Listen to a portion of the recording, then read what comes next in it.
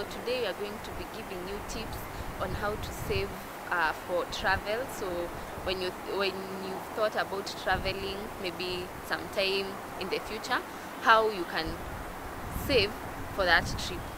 So my first point is have a goal. You know, when you have a goal, it will be much easier because you know that there is something that you're saving towards.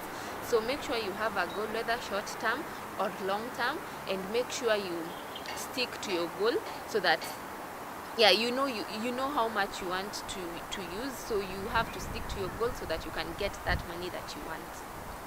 So my first point would be always have a travel budget sheet whereby you have divided it into two. What do you need and what do you want? So of course the needs come first, and basically the needs are food, shelter and clothing. And then for the wants, these are things that make life a bit more comfortable. So when you have that in a position to save for that particular trip, and always plan for it, because when you don't plan, you don't have an actual goal, as she has said, which you're working towards. So always have a sheet that helps you manage your finances well, and one that helps you to know what you really need and what you really want. And of course travel is a want, it's a passion, it's something you want to do. So just have it there, and you can have an estimate of how much you're planning to use, maybe monthly, maybe yearly, or maybe weekly. There are people who they're actually what they do for a living. So that's my first point. And my other point will be know where you want to go. So when you know where you want to go, you know how much exactly you need, and you will be able to save with a cost in mind. Because when you're just saving and you don't know where you want to go, you don't know anything about it, and you're just saving haphazardly, it might that zeal for saving might itaisha. So make sure that you know where you want to go, how much you will need for the entire trip. That is from flights, if you're going somewhere that you need to fly out, the accommodation, everything for that trip. Just plan and know the exact amount that you're saving for. And to add on that, always do your bookings earlier. It makes things cheaper, especially for accommodation and flights. So that's just an add-on to her point. And I go to my second point would be try to cut on your spending, because some things we use a lot of money. Avoid eating out, avoid ordering in, and you can substitute that with, especially if you work in an office, you can substitute that with carrying a snack or carrying your food, preparing it at home. And also buying in bulk really helps out. For instance, when it comes to groceries, when it comes to foodstuffs, so you can buy them in bulk, and then you can prepare your own meals at home and carry them to work or wherever you're going, maybe school. That will cut the cost of ordering in or going out for food, because you spend a lot of money on that. And then something else, you don't really have to buy everything you see. Because for instance, let's go to clothes, maybe beauty products or shoes or such stuff. Always have a back mind that you can be able to adjust. You can be able to adjust that. So that is one very important tip, and that is more of discipline and also understanding what you're saving for. So that will really help out on that.